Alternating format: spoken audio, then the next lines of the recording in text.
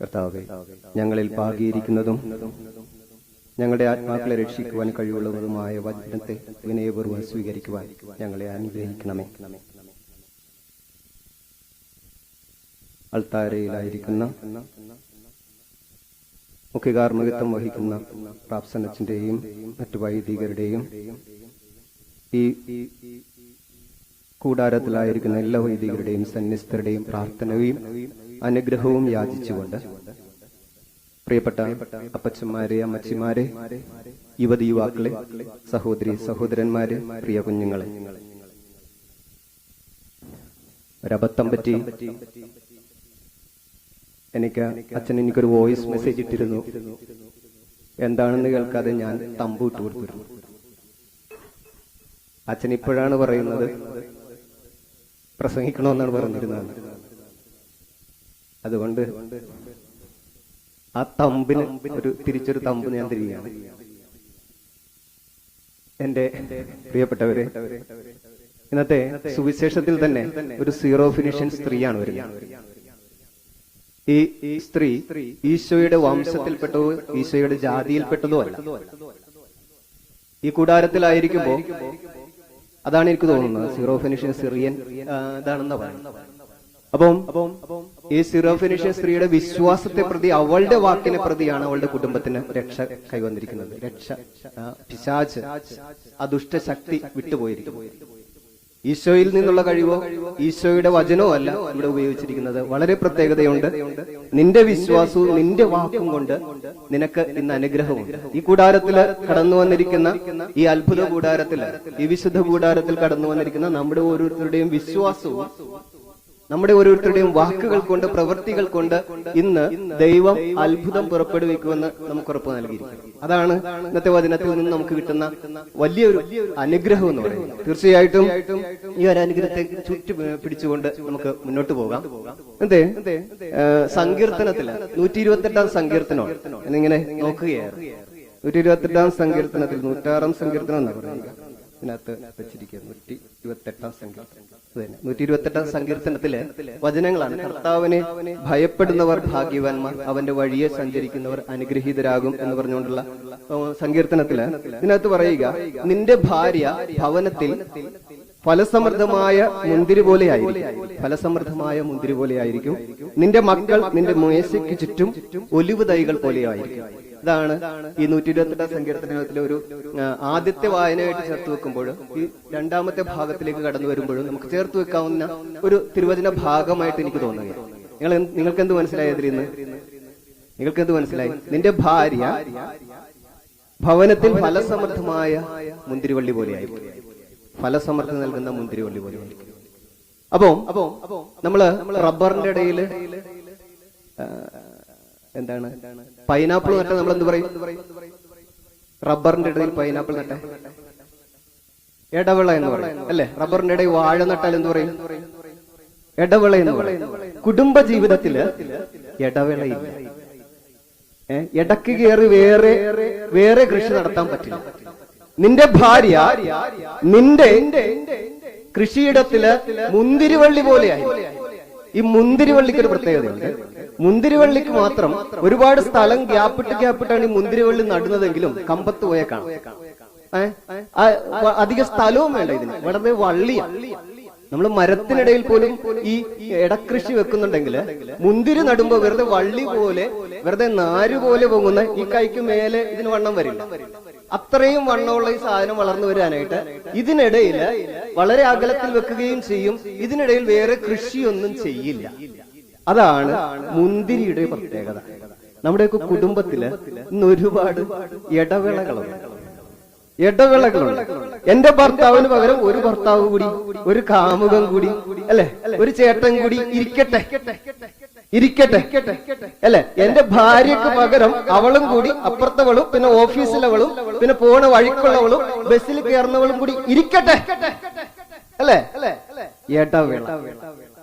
ഇടവിള നിർത്തിയാൽ ഇടവിള നിർത്താനായിട്ട് നമ്മുടെ വീടുകളിലെ, നമ്മുടെ കുടുംബത്തിലെ ഇടവിള നിർത്തിയാൽ തന്നെ ഫലസമൃദ്ധി ഉണ്ടാവും.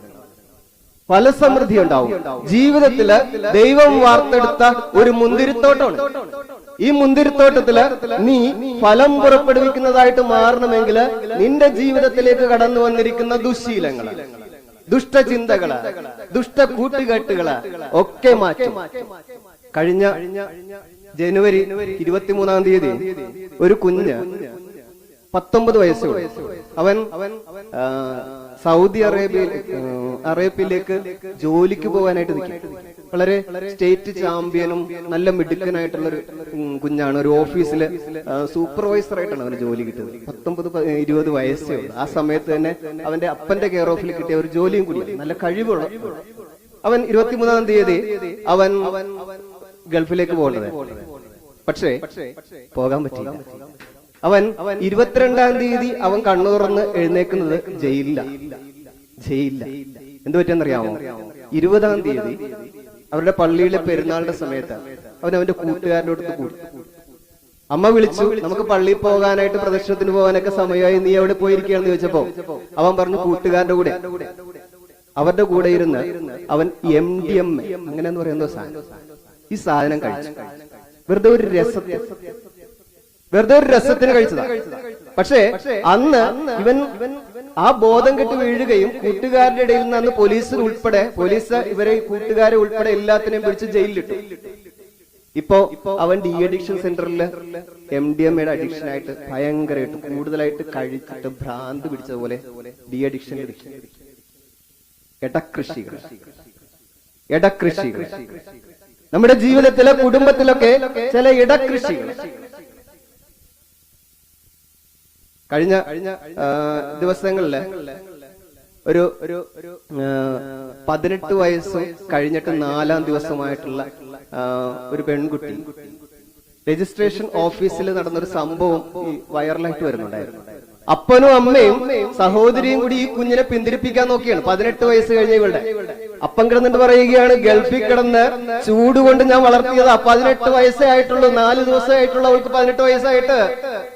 വിടരുത് സാറേ, ഒപ്പിടിക്കരുത് സാറേ, വിട്ടുകൊടുക്കരുത് സാറേ, ഇത് സമ്മതിക്കല്ലേ സാറേ എന്നും പറഞ്ഞുകൊണ്ട് ഈ അപ്പം കിടന്നിട്ട് കരയുക. അമ്മ മോളുടെ കാൽക്ക് വീഴുന്നുണ്ട്, മോളെ പോകല്ലേ, ചെയ്യല്ലേ എന്ന്. പിന്നീട് നടത്തി തരാം മോളെ എന്ന്.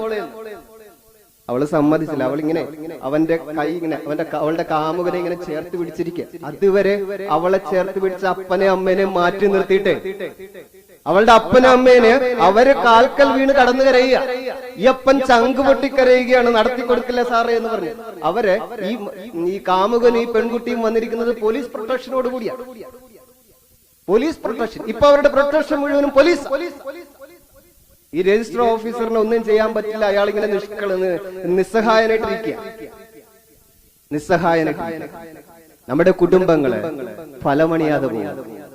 നമ്മുടെ കുടുംബങ്ങള് ഈ തലശ്ശേരിയിൽ ശരിയാണോ തെറ്റാണോ എന്ന് അറിയാൻ പാടില്ല. 53 വയസ്സുള്ള ഒരു സ്ത്രീ ഓട്ടോ ഡ്രൈവർ ആയിട്ടുള്ള കാമുകനുമായിട്ട് ഒളിച്ചോടിയെന്ന്. എങ്ങനെയാണ് ഇവർ കണ്ടുമുട്ടിയത്? പണ്ട് നിങ്ങൾക്കറിയാം, സംഭവം മുഴുവൻ അറിയാം അല്ലെ? 10ാം ക്ലാസ്സുകാരുടെ സ്കൂളില് എല്ലാവരുടെയും കൂടി അലുമിനി ഗ്യാതറിങ് വെച്ചപ്പോഴാണ് പഴയ കൂട്ടുകാരനെ കണ്ടത്, കാമുകനെ കണ്ടത്.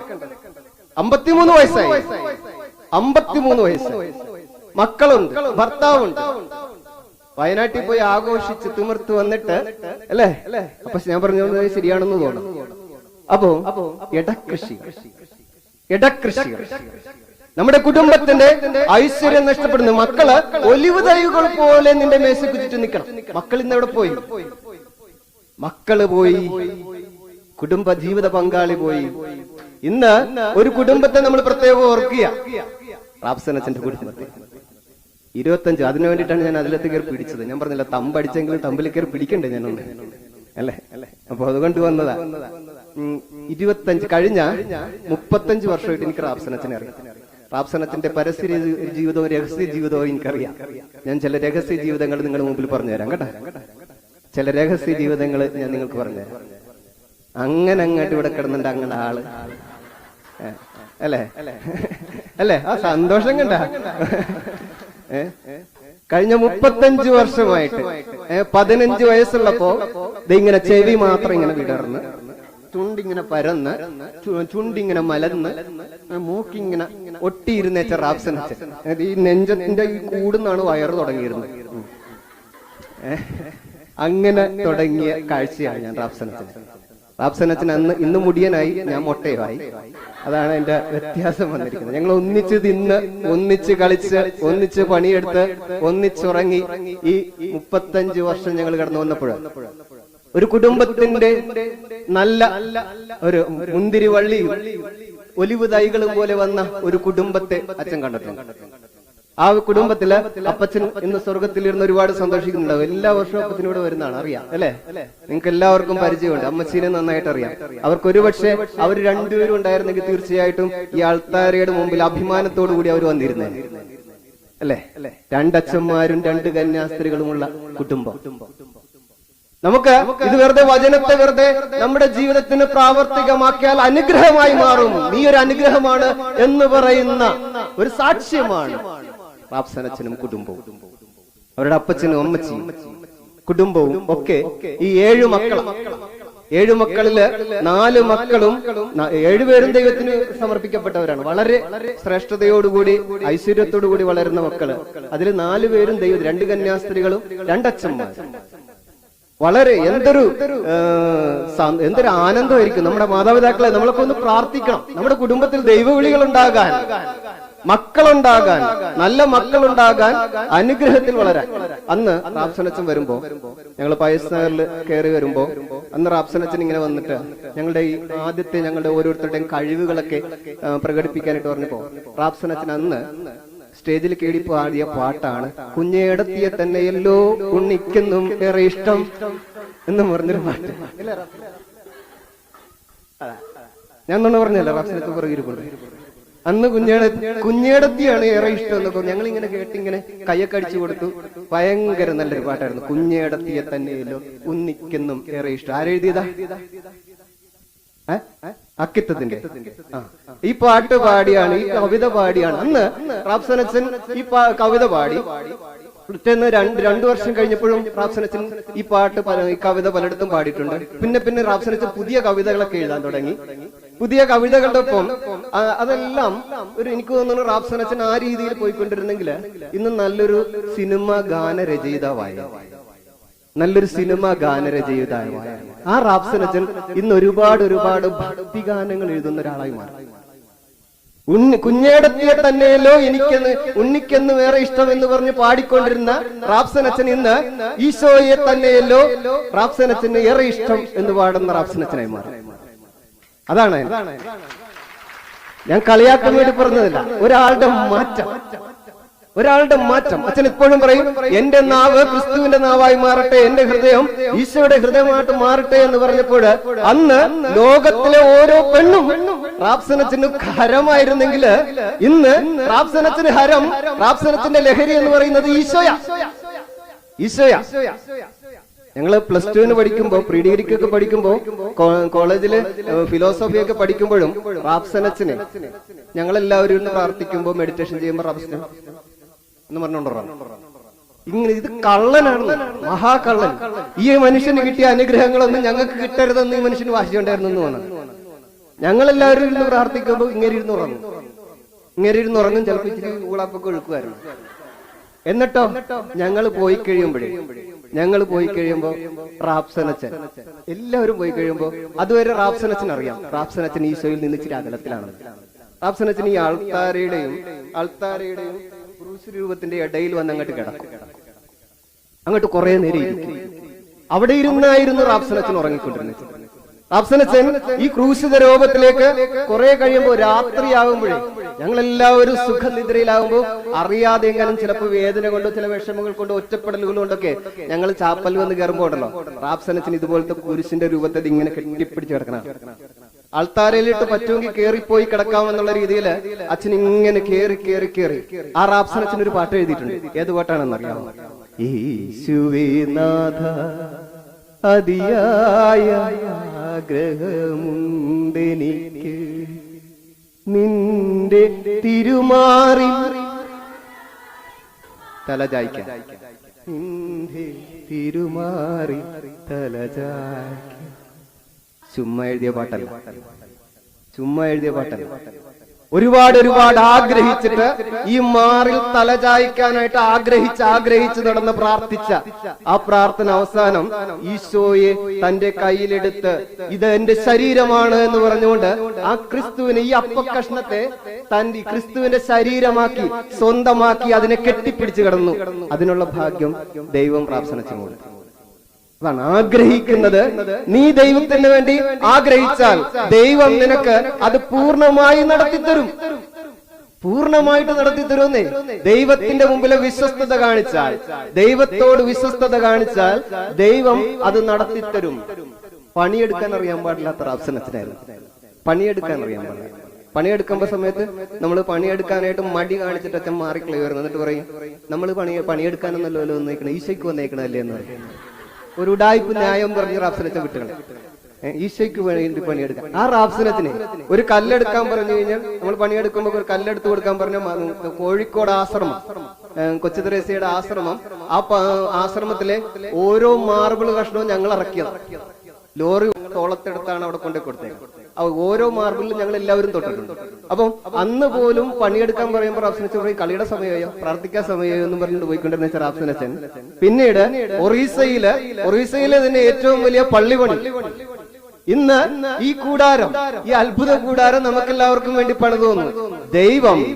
ദൈവത്തിന് വേണ്ടിയിട്ട്, ഈശോയ്ക്ക് വേണ്ടി അന്ന് കള്ളത്തരത്തിൽ പറഞ്ഞതാണെങ്കിൽ പിന്നീട് ഈശോയ്ക്ക് വേണ്ടി പണിയെടുക്കാൻ വന്ന റാപ്സനച്ചൻ എത്ര ദേവാലയങ്ങൾ പണിതു, എത്ര ഭവനങ്ങൾ പണിതു. നമ്മുടെയൊക്കെ കുടുംബങ്ങളായിരിക്കാനായിട്ട് എന്തുമാത്രം അനുഗ്രഹമായിട്ട് മാറി ഈശോയോടൊപ്പം ഉള്ള ഒരു യാത്ര. റാപ്സനച്ചന് വേറൊരു രഹസ്യ ജീവിതം കൂടി. എന്താണെന്നറിയാം, റാപ്സനച്ചന് ചെറുപ്പം മുതലേ മുട്ടുകുത്തി പ്രാർത്ഥിക്കുന്നത് കുന്തിരിക്കം എടുത്തിട്ട് അതിന്റെ പുറത്തു നിന്നാണ് മുട്ടുകുത്തിയത്. റാപ്സനച്ചന്റെ മുറിയിൽ ഒരു ദിവസം രാത്രി ഇങ്ങനെ വെറുതെ സംസാരിക്കാനായിട്ട് കയറി ചെന്നപ്പോ അച്ഛന്റെ കട്ടിലേല് ബെഡ്ഷീറ്റ് വെച്ചിട്ടുണ്ട്. ഞാൻ കയറി കെട്ടിരുന്നു കഴിഞ്ഞപ്പോ പെട്ടെന്ന് ഞാൻ ചാടി എഴുന്നേറ്റ്. കല്ല് വാരിയിട്ടിട്ട് അതിന്റെ പുറത്ത് കിടന്നുറങ്ങണം. അതാണ് ഞാൻ പറഞ്ഞത് റാപ്സനത്തിന്റെ രഹസ്യ ജീവിതം എന്ന് പറയുന്നത്. അതാണെന്ന് വേറൊന്നുമല്ലായിരുന്നു. അപ്പം രഹസ്യ ജീവിതം, തന്റെ ജീവിതത്തില് സുഖമായി കിടന്നുറങ്ങാൻ പറ്റുമ്പോഴും ദൈവത്തിന് വേണ്ടി തന്റെ മുമ്പിൽ പ്രാർത്ഥനയായിട്ട് വന്നവർക്കൊക്കെ വേണ്ടി ത്യാഗമെടുത്ത് തന്റെ ജീവിതത്തെ മാറ്റിവെച്ച ഒരു വലിയ മനുഷ്യനാണ് റാപ്സനച്ചൻ. അതുകൊണ്ട് തന്നെ ഇത് റാപ്സനച്ചന് അർഹതപ്പെട്ട ദിവസമാണ്. ഈ ജനം അന്ന് ഞങ്ങള് വ്രതം 1995 ജൂൺ 15 ഞങ്ങൾ സെമിനാരിൽ ചേർന്നത്. 2000 ഫെബ്രുവരി 11 ഞങ്ങള് ആദ്യ വ്രതം എടുക്കുന്നത്. ഇത് 2025 ഫെബ്രുവരി 11 കഴിഞ്ഞിരിക്കുന്നു. അന്ന് റാപ്സനച്ചന്റെ അപ്പച്ചനും അമ്മച്ചിയും സിസ്റ്റേഴ്സ് ആയിരുന്ന ചേച്ചിമാരുമാണ് അന്ന് അവിടെ വന്നത്. അവര് വന്നത് അന്ന് റാപ്സനച്ചന് വേണ്ടി നിന്നിരുന്ന വാട്ടില് ഇന്ന് റാപ്സനച്ചന്റെ അമ്മയും സഹോദരിമാരുമായിട്ട് ഈ ജൂബിലി ആഘോഷിക്കുമ്പോ ഇത്രയും അമ്മമാര്, ഇത്രയും അപ്പന്മാര്, ഇത്രയും സഹോദരന്മാരും ദൈവം എന്തുമാത്രം റാപ്സനച്ചനെ അനുഗ്രഹിക്കുന്നു, റാപ്സനച്ചനിലൂടെ അനുഗ്രഹിക്കുന്നു എന്നുള്ളത്. ഈ അപ്പച്ചനും അമ്മച്ചി ഇന്ന് ഒരുപാട് സന്തോഷിക്കുന്നുണ്ട്. ഞങ്ങളില്ലെങ്കിലും എന്റെ മകന് ചുറ്റും അമ്മമാരെ കൊണ്ട് നിറഞ്ഞിരിക്കും.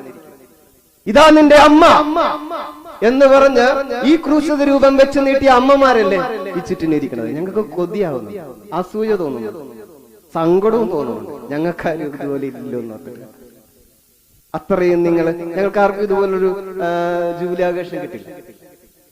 ജൂബിലി എന്നല്ല, ഒരു ദിവസം കിട്ടില്ല. ഇത് ഞാൻ വിചാരിച്ച തിരുനാളാണെന്നാണ് വിചാരിച്ചിരുന്നത്.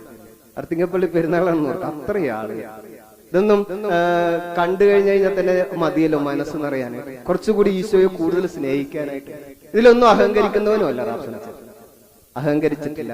ദൈവം തന്നതൊക്കെ ദൈവത്തിന് കൊടുത്തിട്ട് നന്ദി പറഞ്ഞുകൊണ്ടിരിക്കുന്ന റാപ്സനച്ചൻ. നമുക്ക് തന്നതിന് ദൈവത്തിന് നന്ദി പറയാം. ഒലിവ് തൈകൾ പോലെ അപ്പച്ചന്റെ ഒപ്പം ഈ മുന്തിരിത്ത വള്ളി പോലെ പടർന്നു വന്നിട്ട് ഫലസമൃദ്ധമായി മാറിയ അമ്മച്ചിയിലൊപ്പം ഒലിവ് തൈയായി നിന്ന റാപ്സനച്ചന് ഇന്ന് മരക്കുരിശായി മാറാൻ സാധിച്ചു. ഈ തിരുമാറിൽ തലചായ്ച്ചുകൊണ്ട് അതിലെ ഓരോ തുള്ളി രക്തവും ഒപ്പിയെടുത്ത് നമ്മുടെ ഓരോരുത്തരുടെ മുറിവിൽ വെച്ച് കെട്ടിത്തന്ന റാപ്സനച്ചൻ. ദൈവത്തിന് നന്ദി പറയുക, കർമ്മല മാതാവിന് നന്ദി പറയുകയാണ്. പരിശുദ്ധ അമ്മ ത്രേസ്യായ്ക്കും വിശുദ്ധ കുരിശിന്റെ യോഹന്നാനും ഒക്കെ ഒരുപാട് പറയാനുണ്ട്. അവരുടെ ജീവിതത്തിലൂടെയൊക്കെ റാപ്സനച്ചൻ ഒരുപാട് ശേഖരിച്ചു വെച്ചിട്ടുണ്ടെന്ന് എനിക്കറിയാം. ഒത്തിരി കാര്യങ്ങളും പറയാനുണ്ട്. എങ്കിലും ചില കാര്യങ്ങൾ തുടക്കത്തിലും അവസാനത്തിലും ഇന്ന് എന്തൊക്കെ ദൈവത്തിന് ഓരോ പദ്ധതി ഉണ്ടെന്ന് കണ്ടത്, ഓരോ കഴിവുകളും ഓരോ അറിവുകളും ഓരോ അവസ്ഥകളും ഓരോ സാഹചര്യങ്ങളും ഒക്കെ ദൈവം എന്താക്കി മാറ്റി എന്ന് കാണാനായിട്ട് സാധിച്ചതില്ല ഞാൻ ദൈവത്തിന് നന്ദി പറയുക. നമുക്ക് ഈ മാതാപിതാക്കളെ ഓർത്ത് പ്രത്യേകം നന്ദി പറയാം. റാപ്സനച്ചന്റെ സഹോദരങ്ങളെ ഓർത്ത് ദൈവത്തിന് നന്ദി പറയാം. സർവോപരി റാപ്സനച്ചനെ നമ്മുടെ ഈ മണ്ണിൽ തന്നെ ഒത്തിരിയേറെ എല്ലാവർക്കും കേരളത്തിലും ഇന്ത്യയിലും മുഴുവനും ഒരുപാട് പേർക്ക് ഓൺലൈനിലൂടെ വിദേശത്തൊക്കെ ഒരുപാട് അനുഗ്രഹമായിട്ട് മാറിക്കൊണ്ടിരിക്കുന്ന റാപ്സനച്ചന് ദൈവം തന്ന അനുഗ്രഹങ്ങൾക്ക് നന്ദി പറയുക. ഈ തിരുമാറിൽ നിന്ന് എന്നും നമുക്ക് ഒന്ന് ഓർത്ത് വയ്ക്കേ, നമ്മള് ഇന്നത്തെ വായനയിൽ കണ്ടതാണ് മക്കള്. നമ്മള് വിജാതിയരല്ല, മക്കള്. എന്റെ വീട്ടിലേക്ക് ഒരു ഗസ്റ്റ് വന്നു കഴിഞ്ഞാൽ നമ്മൾ എന്ത് ചെയ്യും? നല്ല ഭക്ഷണം വെച്ചു കൊടുക്കും അല്ലെ? ഒരു ഭിക്ഷക്കാരൻ വന്നു കഴിഞ്ഞാൽ നമ്മൾ എന്തെങ്കിലും കൊടുത്തു വിടും അല്ലെ? മക്കളാണെങ്കിലോ, എടാ ഇന്ന് ഇല്ല, അധികമൊന്നുമില്ല, നമുക്ക് ഇന്ന് ഇത് കഴിക്കാം അല്ലെ, ഇന്ന് നമുക്ക് അത് അവിടെ പോകണ്ട, നമുക്ക് കുറച്ച് പൈസയുടെ കുറവുണ്ട്, അല്ലെങ്കിൽ ചില ബുദ്ധിമുട്ട് മക്കളെ ബുദ്ധിമുട്ടുകൾ അറിയിക്കും അല്ലെ? നമ്മുടെ ബുദ്ധിമുട്ടുകള് നമ്മുടെ മക്കളെ അറിയിക്കും. നമ്മൾ പറയുന്നത് നമ്മൾ ദൈവത്തിന്റെ മക്കളാണെന്ന് പറയുക. അപ്പൊ നമ്മൾ ആരും ദൈവത്തിന്റെ ഗസ്റ്റ് ആയിട്ട് ഇവിടെ വന്നതല്ല, ദൈവത്തിന്റെ മുമ്പിൽ ഭിക്ഷക്കാരായിട്ട് വന്നതുമല്ല, ദൈവത്തിന്റെ മക്കളാണ് നമ്മൾ. നമ്മുടെ സഹനങ്ങളൊക്കെ ആ ഈശോയുടെ സഹനങ്ങളാണ്. നമുക്ക് ലഭിച്ച വേദനകളൊക്കെ, നമുക്കുള്ള ഒരുപാട് കുറവുകളുണ്ട്, ഒരുപാട് മുറിവുകളുണ്ട്, ഒരുപാട് അസ്വസ്ഥതകളുണ്ട്, ഒരുപാട് പ്രശ്നങ്ങളുണ്ട്, കലുഷിതമായ ഒരുപാട് അവസ്ഥകളുണ്ട്. അതെല്ലാം മക്കൾക്കാണ് ദൈവം തരിക.